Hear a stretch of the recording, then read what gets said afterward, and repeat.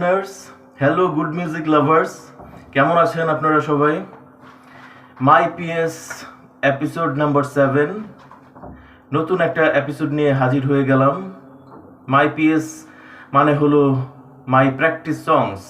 আগের এপিসোডগুলো যারা দেখেছেন সবাই বলার অপেক্ষা রাখেন, আর জানেন সব কিছু। আমার একটা ইউটিউব চ্যানেল ছিল ছিল মানে কি এখনো আছে, ওটাতে ভিডিও আপলোড করি না এখন আর। ওটা হলো তালাত স্টোরিজ 5629।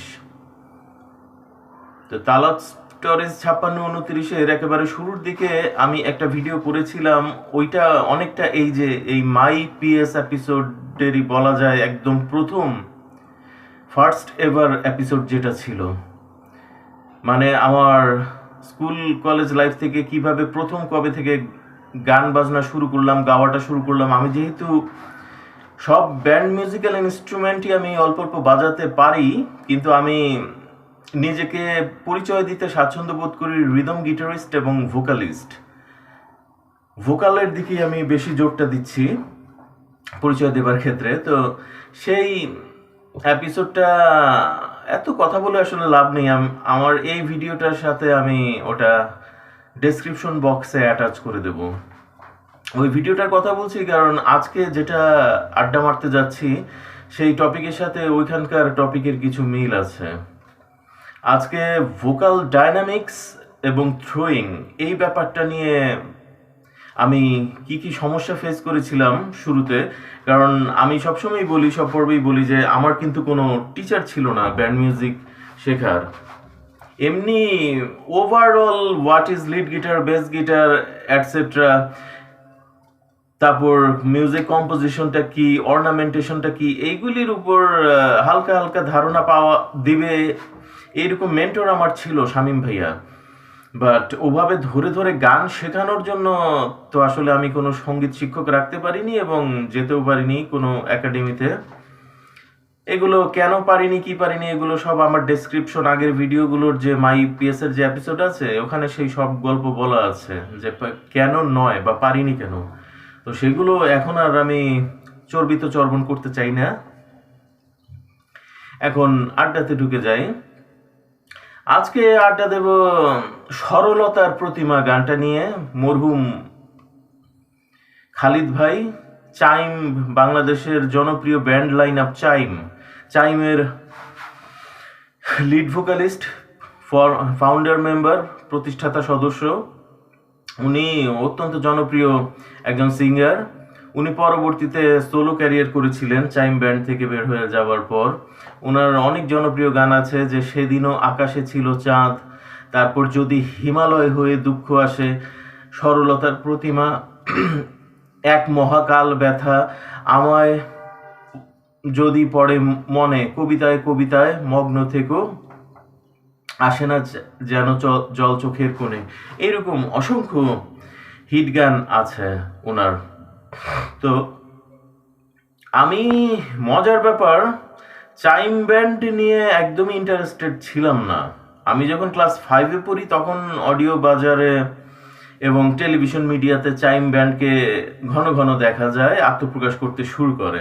বাট আমি ফোক মিউজিকের প্রতি ইন্টারেস্টেড যেহেতু ছিলাম না, আমার ইন্টারেস্টটা রক মিউজিকে বেশি ছিল। এই কারণে ছোটবেলায় আমি চাইম শুনতাম না, খালিদ ভাইয়ের গানও শুনতাম না। একবার আমি তখন মগবাজার মধুবাগ উজ্জীবনগুলি এলাকাতে থাকি, সামনে একটা অনুষ্ঠান ছিল বিজয় দিবসের। তো একজন সিনিয়র ভাই বললো, তুমি কি সরলতার প্রতিমা গানটা করতে পারবে? খালিদ ভাইয়ের গানটা শুনেছো? চাইম ব্যান্ডের খালিদ ভাই। আমি আর শুনে কোনো আগ্রহী দেখালাম না। গানটা যে আমি শুনবো, প্লে করে বা কিছু করব এই ধরনের, তখন আমার রুচিটা আসলে অন্যরকম ছিল, বয়সটা কম ছিল। আমি আর ওটা চিন্তাই করিনি। আমি সিনিয়র ভাইকে বলেছি আচ্ছা আমি শুনবো না গানটা, আর শোনাও হয়নি। কিন্তু পরবর্তীতে আমি কলেজে ওঠার পর দেখলাম চাইম ব্যান্ডের খালিদ ভাইয়ের গানগুলো ক্রমশ খুব জনপ্রিয় হয়ে যাচ্ছে, সবাই পছন্দ করছে। আমিও এদিক ওইদিক টুকটাক যেহেতু গান করতাম, আমাকে দেখলেই আমার লিসেনার্সরা দু একজন আস্ক করতো যে চাইম ব্যান্ডের খালিদ ভাইয়ের কোনো গান আপনি পারেন? তো তো আমি বিভিন্ন রকম ব্যান্ডের গান শুনছিলাম, আমার রুচিও আস্তে আস্তে একটু ম্যাচিউরিটির দিকে যাচ্ছিল। মানুষের ম্যাচিউরিটি তো আস্তে আস্তে ডেভেলপ করে শোনার ব্যাপারে গান। তো আমি একটা বয়সে গিয়ে চিন্তা ভাবনা করলাম, এটা আমি সন তারিখটা বলি 2003-এর দিকে। 2003-এর দিকে তখন আমি খুব সিরিয়াসভাবে ইলেকট্রিক গিটার টিটার কিনেছি, বাসায় ঘর ভর্তি স্টুডেন্ট শেখাচ্ছি, নিজেও ইলেকট্রিক গিটার শিখছি। সে সময় আমি কোয়াইট সিরিয়াস ব্যান্ডের মিউজিকের ব্যাপারে। ইদানিং তো আমি গান বাজনা ছেড়ে দিয়েছি, আজকে গাইতে গেলে গলা কেমন শোনা যাবে ক্ষমা চেয়ে নিচ্ছি আগে থেকে, আমি একদমই ওয়েল প্র্যাকটিসড না আজকে।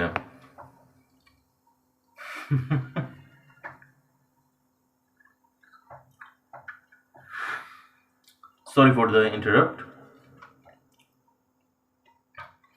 তো 2003-এর দিকে, সেই সময় কোরবানি ঈদে ঈদের পর আমার কিছু ফ্রেন্ড ছিল, আগারগাঁও প্ল্যানিং কমিশন বলে এলাকাটাকে, ওখানে আমার কিছু ফ্রেন্ড ছিল, এবং আমার একটা ফ্রেন্ড ছিল, তার নামও খালিদ, আমার খুব ভালো বন্ধু একজন। সে আমার মিউজিকটাকে, আমার পারফরমেন্সটাকে এবং আমার পরিশ্রমটাকে একেবারে প্রথম দিনকার সময়গুলোতে সে উইটনেস, আসলে সাক্ষী, কিভাবে আমি গান বাজনা করেছি, প্র্যাকটিস করেছি সব কিছু। এবং সে খুব পজিটিভভাবে নিত আমার যে কোনো একটা গাওয়া বা যে কোনো একটা গিটার বাজানো, যে কোনো একটা স্টাইল, আমি নতুন যা কিছু গলায় তুলতাম বা গিটারে তুলতাম, খালিদকে সবসময় আমি দেখাতাম যে খালিদ শোন বা দেখ, এটা আমি নতুন তুলেছি, তোর কি মতামত।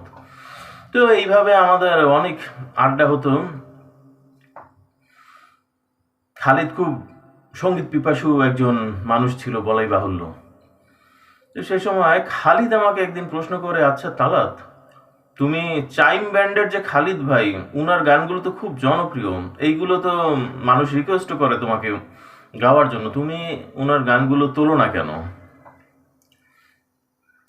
আমি তখন চিন্তা ভাবনা করলাম যে আচ্ছা আমি কি একটু ট্রাই করবো। আমি শুনতে শুরু করলাম গানগুলো গিটারে, আমি আমার মতো করে স্কেল যেভাবে ম্যাচ হয় গলায়, হোম কর্ডটা সেইভাবে সেই লুপের মধ্যে কর্ডগুলা পৃষ্ঠায় লিখে লিখে, তারপর কর্ড স্ট্রামিং প্যাটার্ন স্ট্রাকচার তৈরি করে আমি অ্যাকোস্টিক গিটারে গানগুলো, আমি গান বিভিন্নভাবে গ্র্যাব করতাম। আমি শুরুতেই প্রথমে যে অডিও কপিটা আছে, যেটা অরিজিনাল অডিও বাজারজাত হয়েছে, যেটা আমি সেটা শুরুতেই ফলো করতাম না। আমি প্রথমে ওইটাকে নিজের মতো করে ডাইভার্ট করতাম গিটারে, প্রথমে একটু নিচু স্কেলে ডাইভার্ট করে সেইটা আগে গ্র্যাব করতাম, তুলতাম।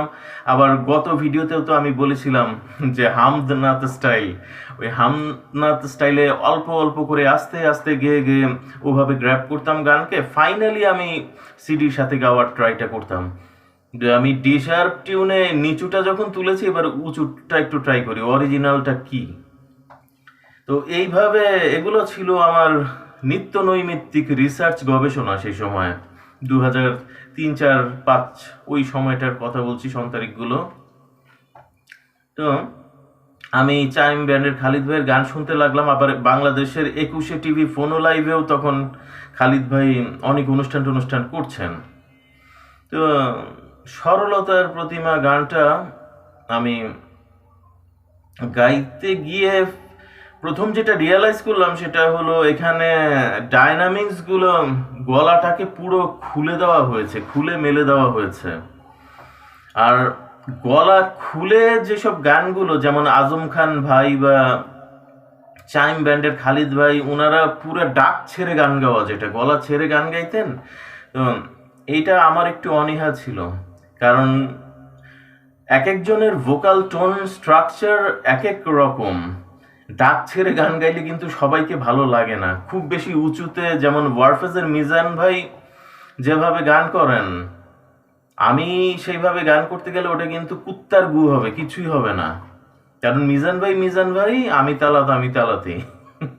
তো আমি আমার রেঞ্জটাকে যতটুকু গাইলে শুনতে নিজের কানে ভালো লাগে, মানুষের কানে ভালো লাগে, সেভাবে আমি আসলে প্র্যাকটিস করতাম। কিন্তু আমি একটু চ্যালেঞ্জ নেওয়ার চিন্তা করলাম যে আচ্ছা, চাইম ব্যান্ডের খালিদ ভাইয়ের গান সবাই যখন এত পছন্দ করে, এটা যখন সরলতার প্রতিমা, হিমালয় হয়ে, এই গানগুলো যেহেতু মার্কেটে এখন অডিও বাজারে এফএম রেডিওতে এত চলছে, এগুলো তো আমার বন্ধুদের আড্ডা এখন না গাইলেই নয়, গাইতে হবে। তো গাইতে গিয়ে আমি দেখলাম যে ওই যেটা বললাম, খুব ওয়াইড রেঞ্জে হা করে থ্রো করা যেটা গলার, যেমন একটু গেয়ে শোনাই, এই কথা বলে তো সবকিছু বোঝা যাবে না। যেমন আমার পথে তোমারই ছায়া পড়লে আড়াল করে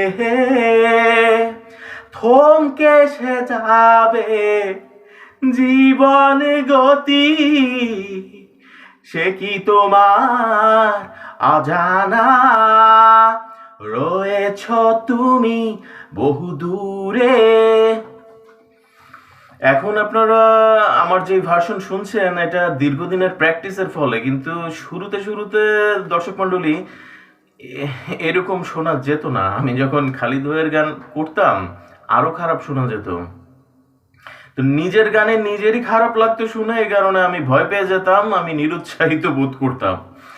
তো কিন্তু 2005, 6, 7 এরকম সময় আমি চ্যালেঞ্জ নিলাম যে না, আমার গাইতে হবে। আমি গিটারেও তুললাম গান, সরলতার প্রতিমা গানটা কর্ড নিজেই টিপে টিপে গিটারে তুললাম, স্ট্রামিং প্যাটার্ন তুললাম, শুনলাম সিডিতে অরিজিনাল ভার্সন, আর ডি শার্পে করলে সেটা এক ধাপ নিচুতে কিরকম হবে সেটা, এগুলো আমার কিছু গড গিফটেড সেন্সও ছিল, আমি করে ফেললাম।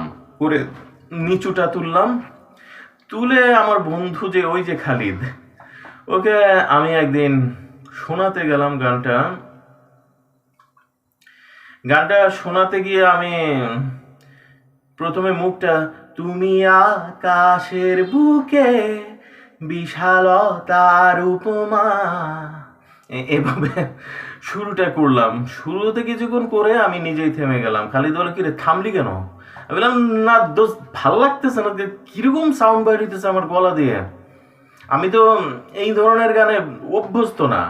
আমি আসলে সে সময় অন্যরকম থ্রোয়িং গুলাতে অভ্যস্ত ছিলাম বেশি, যেমন উইনিং ব্যান্ডের চন্দন ভাইয়ের গানের যে থ্রোয়িং, একটু সংযতভাবে, মার্জিতভাবে।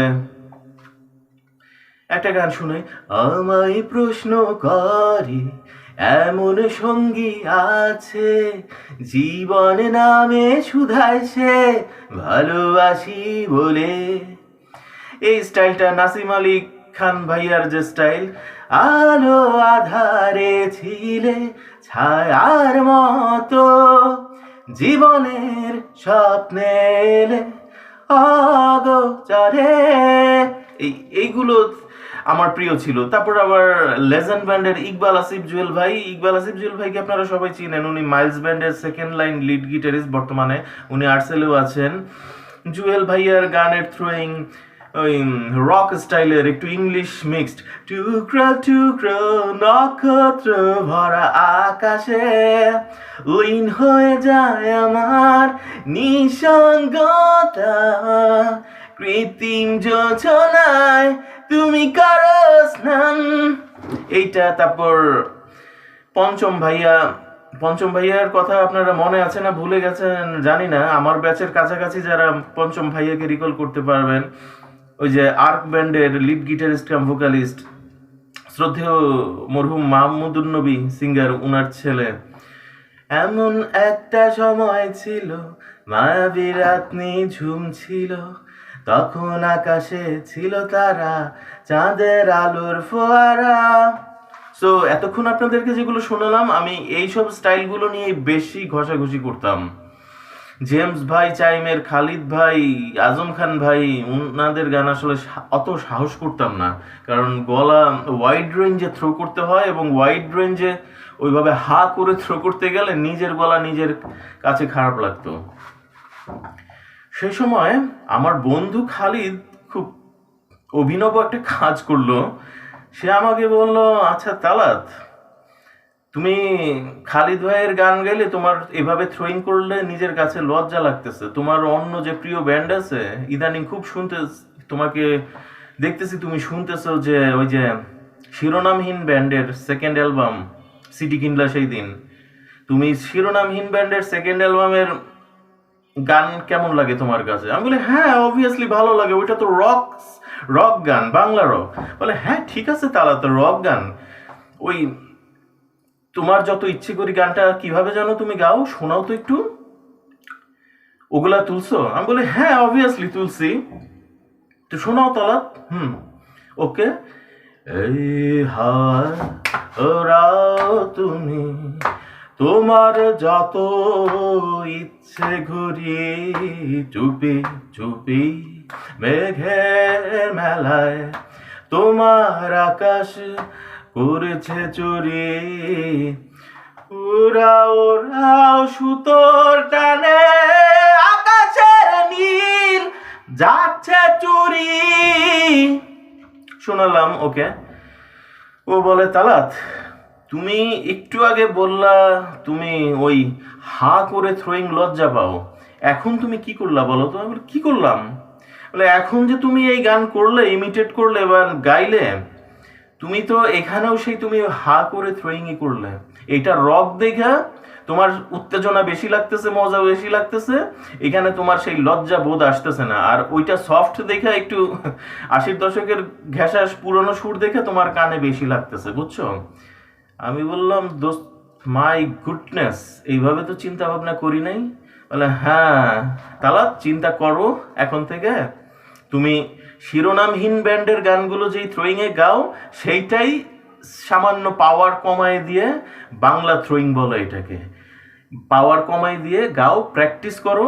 প্রথম প্রথম সরলতার প্রতিমা গাইতেছো বা হিমালয় হয়ে গাইতেছো তো নিজের গলা নিজের কানে উইয়ার্ড লাগতেছে, বাট একটু রিহার্সেল করো, প্র্যাকটিস করো, 3 মাস 4 মাস পর আর উইয়ার্ড লাগবে না, তখন আরো বেশি সুরে গাইতে পারবা। এবং ওই হা করলে তোমার গলা তখন আরো বেটার সাউন্ড করবে, মার্জিত, ওই হা করলেও মার্জিত সাউন্ডটা আসবে, যেটা মানে তুমি চাইতেছো তোমার কানে মার্জিত লাগুক সাউন্ডটা। তারপর আমি চিন্তা ভাবনা করলাম যে কথায় যুক্তি আছে, এইভাবে তো করা যায় তাহলে।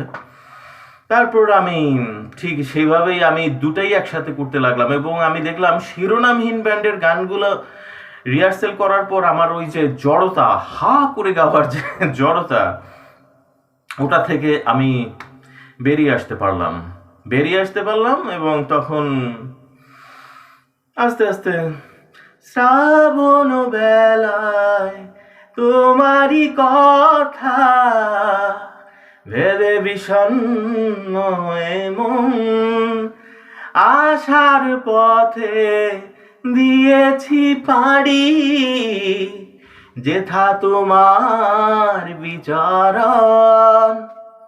আস্তে আস্তে দেখলাম কোয়াইট বেটার, খালিদ ভাইয়ের মতো তো আর হবে না অবিকল, কিন্তু কোয়াইট বেটার, কোয়াইট সংযত, এবং ডায়নামিক্সগুলো কোন জায়গায় থ্রোয়িংয়ে পাওয়ার বাড়াতে হবে, কোন জায়গায় কমাতে হবে, নিজেই আস্তে আস্তে রিহার্সেল করতে করতে শিখে গেলাম যে ওই হা থ্রোয়িংয়ের মধ্যে ফুল থ্রটল, যেটাকে বলে ফুল থ্রটল থ্রোয়িংয়ের মধ্যেও কিভাবে আকর্ষণীয় করা যায় গলাটাকে। আর পাশাপাশি টেকনোলজির সুযোগ সুবিধা, মাইক্রোফোন, ডিলে, রিভার্ব, এগুলো তো ছিলই গলাকে মার্জিত করার জন্য, তো ওগুলা যথেষ্ট কাজে লাগে। ওগুলা তো এত পাওয়ারফুল জিনিস যে কাক হয়েও ময়ূরের পালক পরে ফেলা যায়। ডিলে রিভার্ব এগুলো এমন জিনিস। সো আমি অবশ্য ডিলে রিভার্বের উপর নির্ভর করতাম না কখনো। আমার বাসায় আমি কিনেছিলাম সাউন্ড বক্স, যেটাতে রিভার্ব, ইকো অ্যাড করা যায়, মাইক্রোফোন অ্যাড করা যায়, কিন্তু আমার নিজের কাছেই ফাঁকিবাজি লাগতো ওইটা। এই কারণে আমি ওইটা মাঝে মাঝে বন্ধুদের বার্থডে আড্ডা টাড্ডা হলে ওখানে গান করলেও আমি র ভয়েসে, যে এতক্ষণ আপনাদেরকে যে শোনালাম, এইভাবে করতেই বেশি স্বাচ্ছন্দ্য বোধ করতাম গিটার বাজিয়ে বাজিয়ে। তো ফাইনালি আমি শিখে গেলাম একটা পর্যায়ে চাইম ব্যান্ডের খালিদ ভাইয়ের গানগুলো, তখন আমি বন্ধুদের আড্ডায় শোনাতাম এবং প্রশংসাই পেয়েছি। সো এটাই ছিল আজকে মাই পিওস এপিসোডের। আজকের গানটা ছিল সরলতার প্রতিমা। চাইম ব্যান্ডের খালিদ ভাইয়ের গানটা, এটা নিয়ে আজকে আড্ডা দিলাম। আশা করি এনজয় করেছেন। সো আড্ডার একেবারে শেষ পর্যায়ে চলে এসেছি। ভালো থাকবেন সবাই। আল্লাহ হাফেজ।